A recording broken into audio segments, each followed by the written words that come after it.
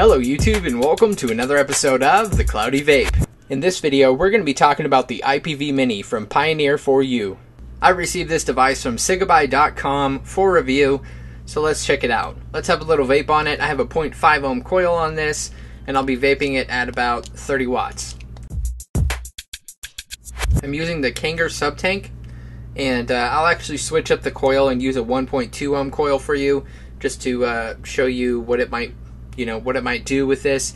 But I'll take this off and I'll put on an RTA rather.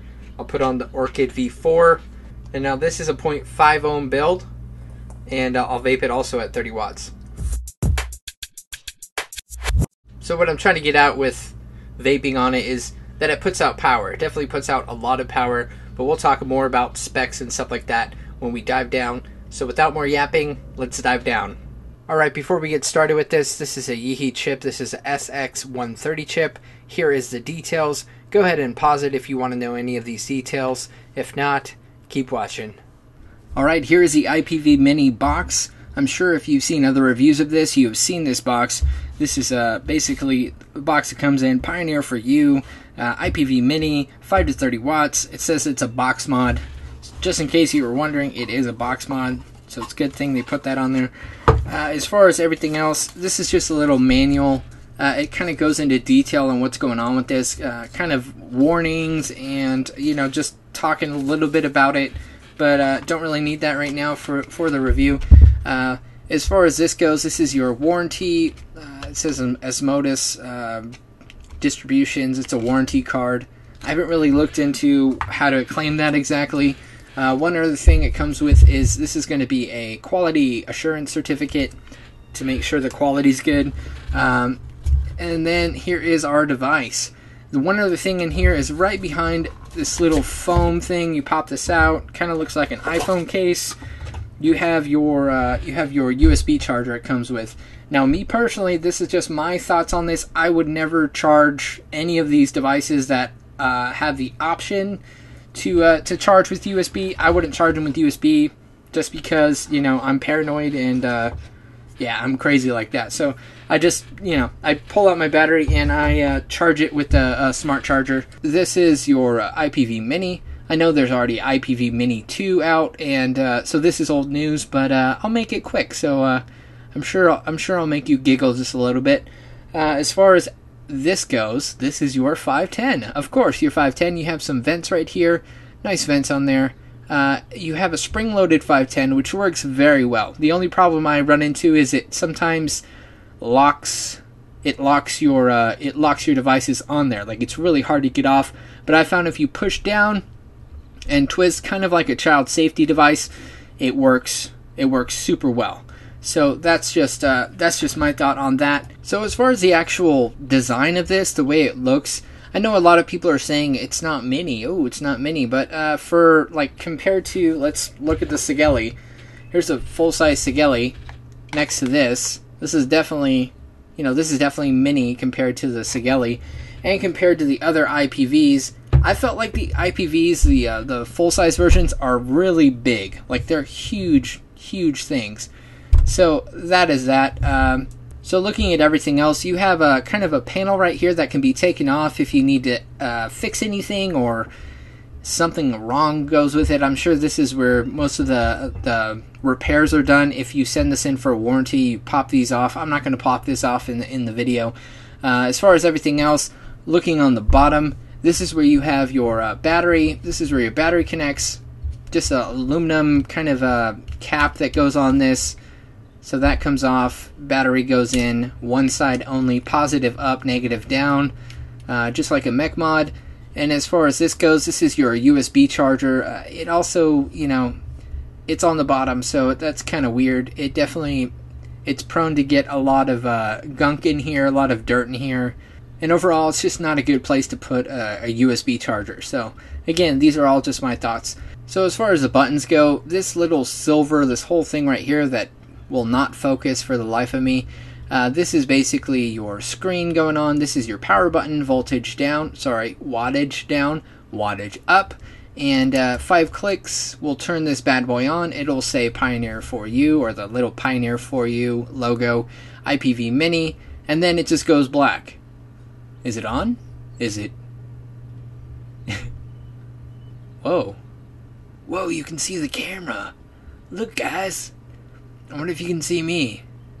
No, you can't. No, of course you can't see me. So to talk about the buttons just a little bit, you hold it down. It says check atomizer, of course, because there's no atomizer on it. It has a few different indicators on it. If you look right here, it has a few different indicators. It has your wattage, it has your voltage, your ohms, and your battery indicator. Like the majority of most devices like this, you have those 4 indicators, and that's all you're really going to get out of this. As far as everything else, the one thing I do not like about this, the way it dims. So the one gripe I have about this is you put a device on here, you fire it up, and then it just goes dark. It goes dark. Like you can't, I don't know what's going on. So it's really hard during the daytime, like especially in sunlight. It's really hard to see that. I mean, you can barely see it, but in the sunlight, it is hard to see. You have to hold it down, pulse it for a second to see what's going on. So maybe these were fixed in the IPv2. Maybe that feature was fixed, but yeah, that's really annoying. So you have 2 different modes you can run this in. You can run this in DC-DC or PWM. As far as getting into those modes, once it's in standby, so if you fire it, now it dims, that's in standby. So in standby mode, you hold the power button and the wattage up. Hold those at the same time, it'll switch to PWM mode. And then if you want to go to DC-DC mode, you do your wattage down and the power button at the same time. And that will go into, power button, there you go. So wattage down and power, switch to DC-DC. So DC-DC is like your direct current mode, and your PWM is power with modulation. So if you want to know more about that, definitely go check out Phil Basardo's video. He talks more into that, but I'll kind of just skim through that. Basically, it kind of just, it finds voltage and regulates based on that. So it's kind of confusing. I would just run it in DC-DC mode. You get a little bit more power out of that. So that's just what I've been running it in DC-DC. But definitely if you want more understanding on that, go check out Phil Basardo's video. So as far as everything else, you have a few different things. So you have different settings. If you see it scrolling through M1 through M5, those are basically memory settings, and it actually saves once you take out your battery, put a new battery back in, it'll actually save those memory modes. So that's kind of cool. I just personally wouldn't use it. I usually keep one device on it, and then I just keep it at one setting. So in order to set your memory setting, it's real simple. All you have to do is just scroll through which memory setting you want. Let's say M5 is the memory setting we want. All you have to do is press down, then you can adjust it up. Let's go up to 30 watts, and there is no round robin, so it's not going to go from 30 to 5, and if you go down, it's not going to go from 5 to 30. So after this, fire it up. So now M5 is set to 30 watts, and it will fire, and you can adjust through them. That's how you set that, real simple. Alright, the other setting to talk about is called mobile on mode. Basically what it is, you can get a 510 connection that connects to a USB device. That way you can charge mobile devices. It's not really something I would use, but at least we'll point it out. You hold both wattage up and wattage down, and that will go into mobile on mode. And then if you hold it again, that will go into mobile off mode. So if you have that adapter, it's just like it looks like a little Addy with a USB connector on it. So that's all that is. So if that's something you're into, that's how you turn it on. Just hold that down. That's how it would be. And as far as my understanding, it actually outputs voltage. I don't hear it going off. I know some people said they were having that issue where once you turned on your mobile on, there's just a consistent current coming out of here, like a 5-volt current. I don't, as you can see, it's on and nothing is happening. So I'm not sure if that's just a defect on some of them. I know BAM was talking about that, but I don't know if that's, just a defect on just some of them. But as you can see, I'm going mobile on mode. Nothing is happening. Power up, power down. Nothing's happening. It's not firing. So yeah, I'm not sure. I'm not sure what's going on with this. So yeah, that was just a quick rundown of this. Not too much to talk about because it's been talked about so much.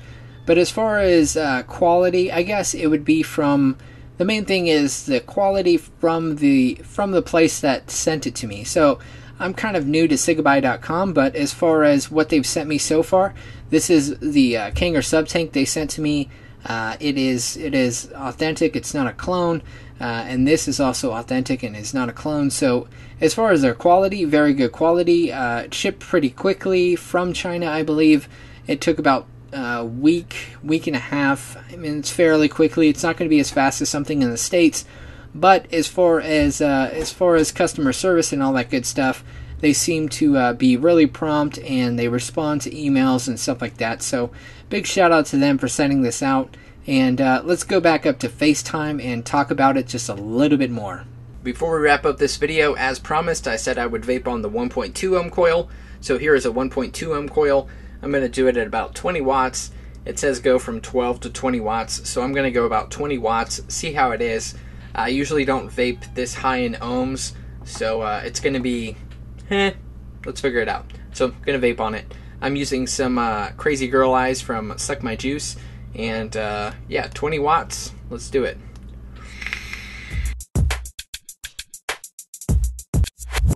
Now I have the airflow wide open, so I'm going to go ahead and close it off just a little bit.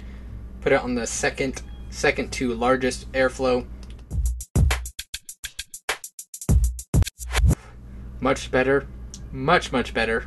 So the good thing about this device, basically it runs from 5 to 30 watts. So you can use higher ohm coils all the way down to 0.5. You can go all the way up to 3.0 on a build, which I've never really built that high, so to speak. But it is nice that it has a nice range of wattage.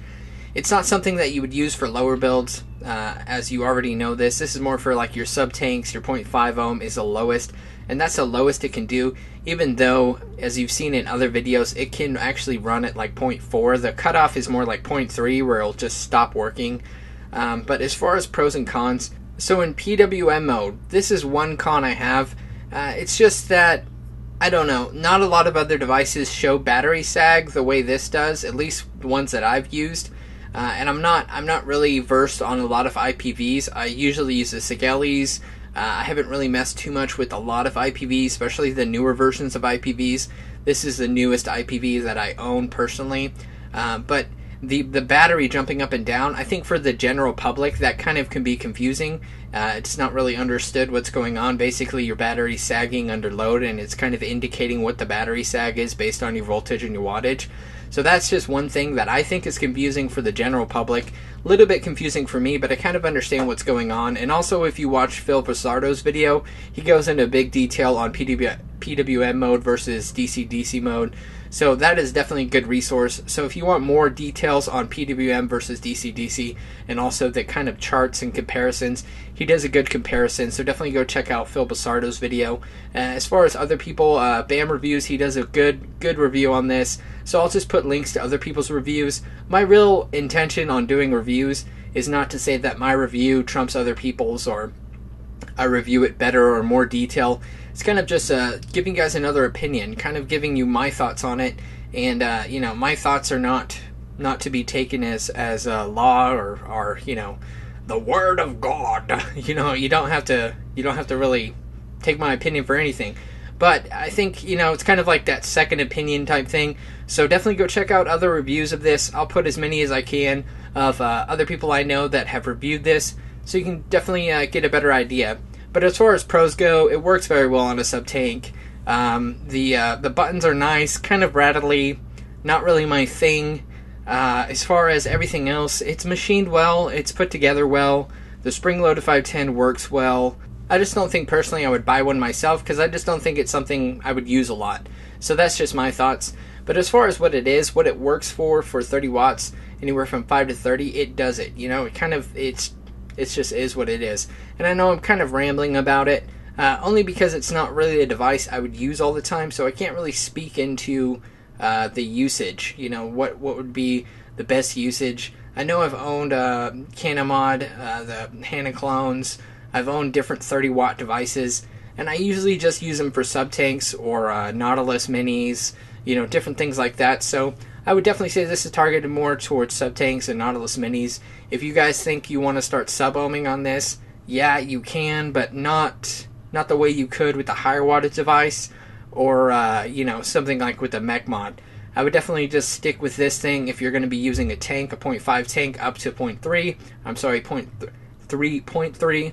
So without more rambling, I'm just going to wrap this up. So I hope it gave you a little insight on what's going on with this, a little bit more understanding, kind of just my thoughts. This review is more just my thoughts on it. It's already been reviewed a lot. So anyways, I hope you guys have a great day. I hope you guys, yeah, vape on. Do all that happy stuff. And if you need any help, go ahead and email me at cloudy.vape@gmail.com. Thanks for watching this video. If you liked it, please like it. And if you like my videos in general, please subscribe. And as always, stay classy and keep vaping.